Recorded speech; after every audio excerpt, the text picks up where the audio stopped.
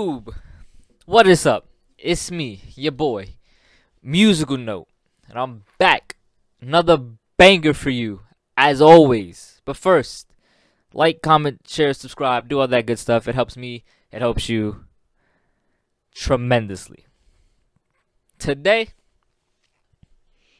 tell you why the Lakers are going back to the finals this year. That's right. The NBA season is Tuesday, October 19th. And we got questions, I got answers, and predictions. And we gonna start with the Eastern Conference. It's only right, I live on the East Coast.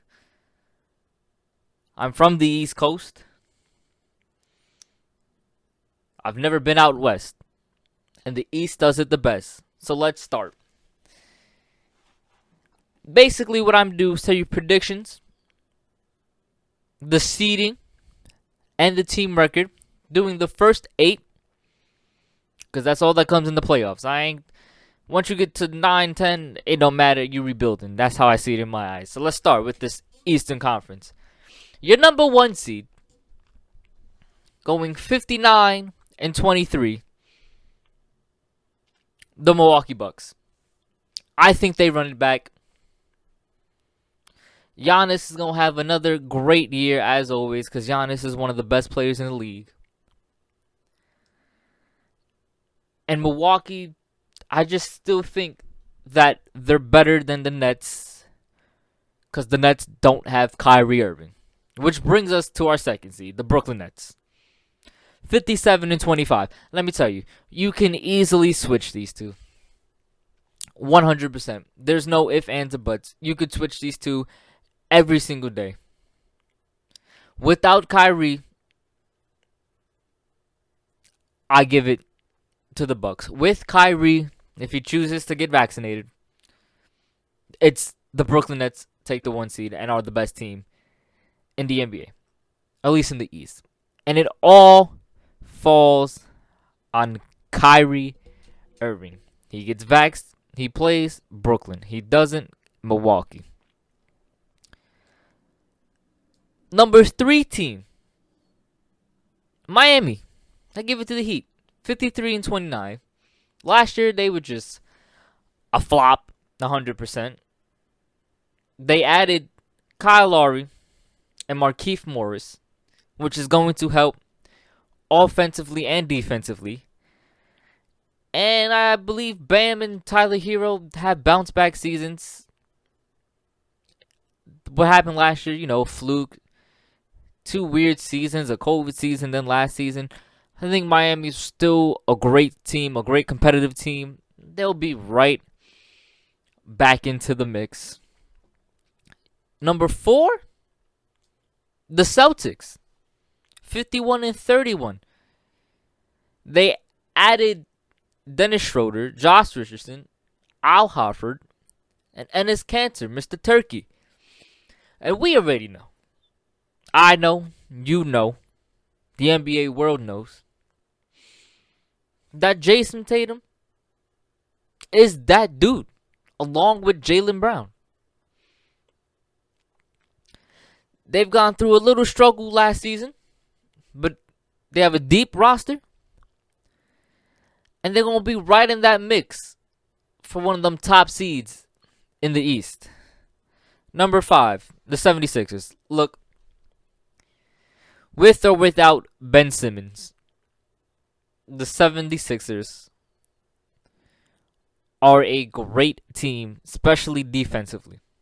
We all know that Joel Embiid can have an MVP caliber season, and they replaced Dwight Howard with Andre Drummond. So, you have Ben Simmons? Great. I'll give you an extra win or 2 and move you above Boston. Without Ben Simmons, you're 5th. I'm sorry, Philadelphia fans. Number 6, the Atlanta Hawks. Look,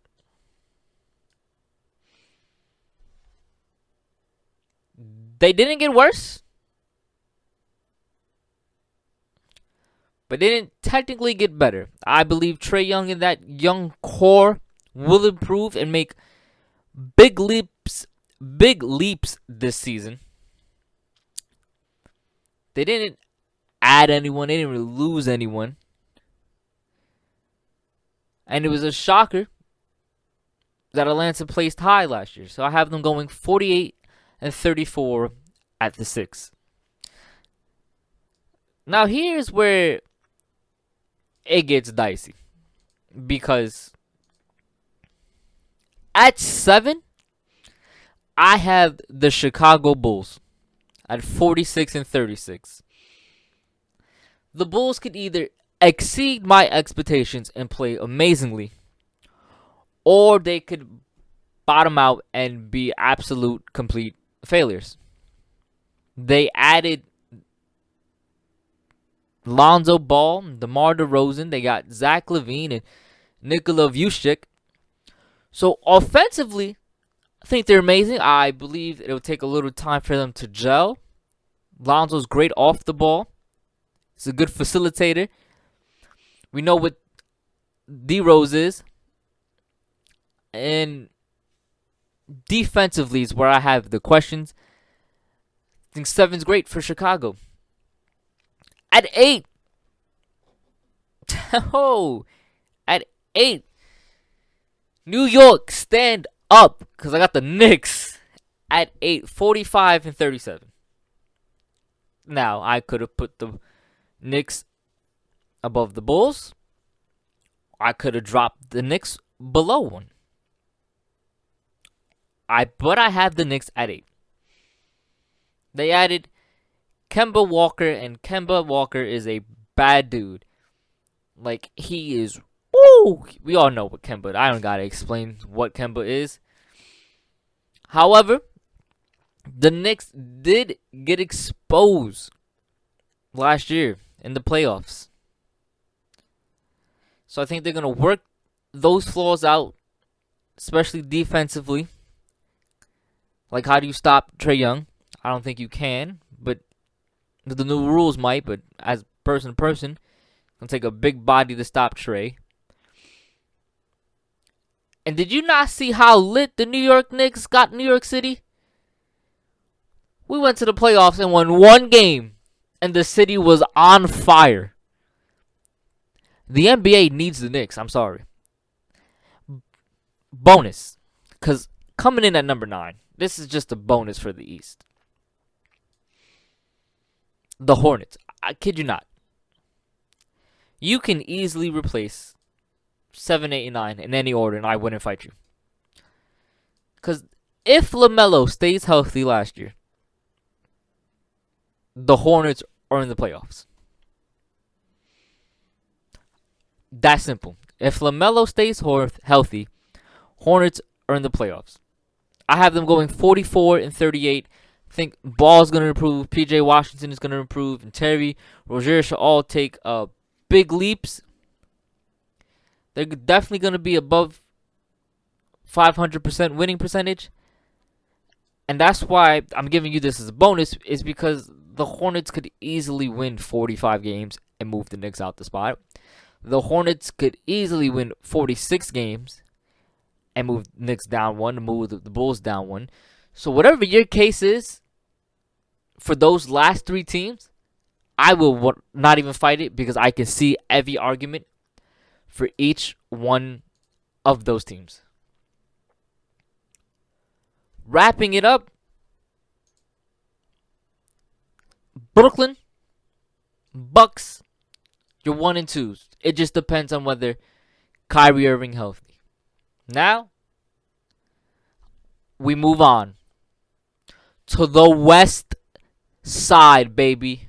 Western Conference. That's right.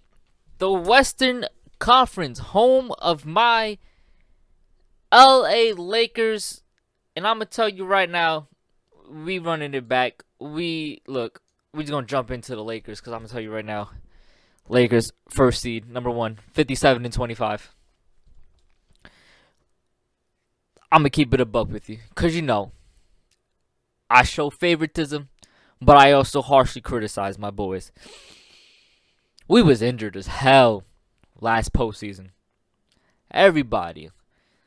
AD, LeBron, we was just first round bounced. Was it embarrassing? Yeah, we the Lakers. We have higher expectations.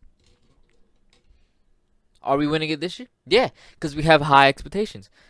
Now look, we got the White back. We added Russell Westbrook. And 3 to the Dome Mello. Despite being the oldest damn team in the entire NBA, on paper, we have the absolute best roster. We have the best roster in the West. We might have the best roster in the entire NBA. Granted, again, we're old. They're all old. I still believe we could get this chemistry down. No one's taking this top seed from us. Number 2, the Jazz. Granted, they had the best record last year. And this year's record, I believe, 56-26. You had the best record, and then you had a lackluster postseason. It's just like that 73-9 Warriors team. Yeah, you were good, but then you didn't win the championship, so it don't really count. The Jazz made some underrated moves. Rudy Gay, Hassan Whiteside, and Eric Pascal. I don't think the Jazz haven't gotten worse. I just think the West improved tremendously. Number 3. It's come as a shocker. Denver Nuggets. 53-29. I truly believe they will have a very successful season. And if it's not 53-29, it's like 51-31. Like, the Nuggets are going to be good. You have MVP Jokic back, the Joker. The depth is amazing. They got Michael Porter, Aaron Gordon, and Monte Morris. And if Jamal Murray comes back sometime during the season after blowing out his ACL, which, side note, weakest ligament in your body. They ain't good for nothing. They just blow out constantly. It's the worst ligament. But if he comes back shockingly towards the end of the season and is good for the postseason, Denver Nuggets could run deep.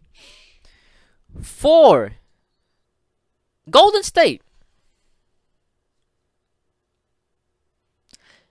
I'm not going to talk about Steph because that could be a 45-minute video in itself.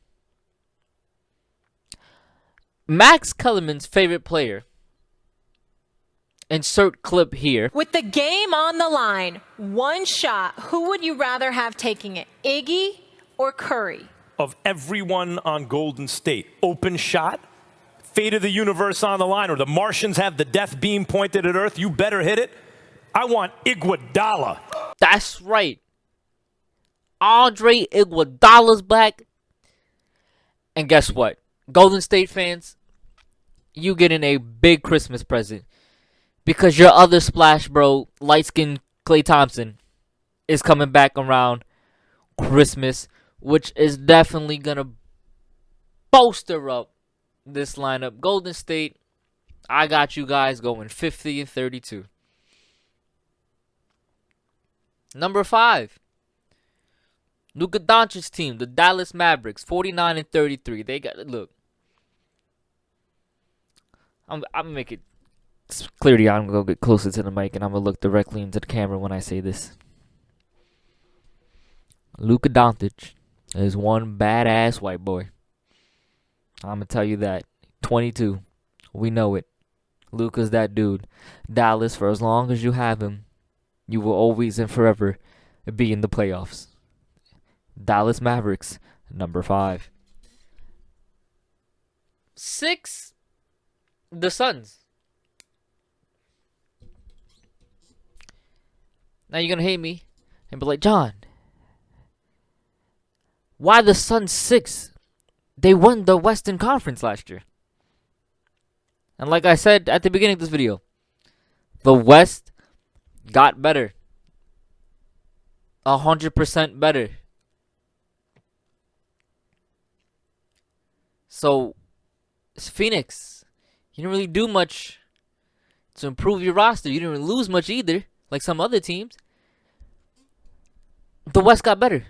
49-33 is great for the Suns, considering how much teams 5 through 1 did.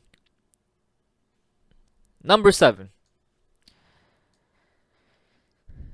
The Lakers' little brother, that other LA team, the Clippers, 47-35. Kawhi is a fun guy, and he's not going to be playing.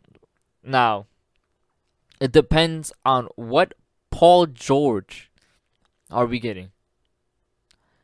Are we getting Pandemic P or Playoff PG?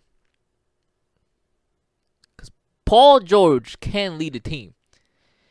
It just depends on what version we get as him. And not to mention, he has good players from Eric Bledsoe, Serge Ibaka, Reggie Jackson. Clippers will be in the playoffs just at a low seed. So Skip Bayless. Get ready to see LeBron go deep again and for more hate. And lastly,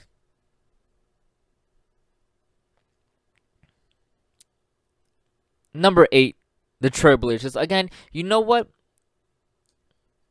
Another bonus because number 9, I got the Grizzlies.